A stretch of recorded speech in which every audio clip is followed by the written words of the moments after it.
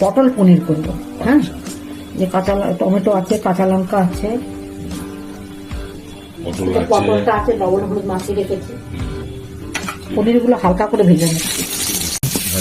হ্যাঁ, তুলে নিচ্ছি। লবণ হলুদ মাখানো আছে। আলুগুলোকে সিদ্ধ করে নিয়েছি। লবণ আর হলুদ মাখিয়ে একটু ভেজে নেবো, বুঝলে?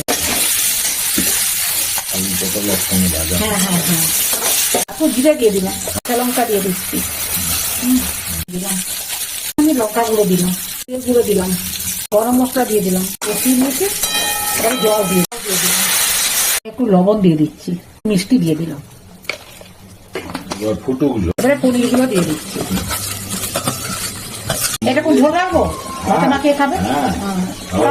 তাহলে পটল পনির সবকিছু সিদ্ধ, হালকা সিদ্ধ করে দিয়েছিল। হ্যাঁ।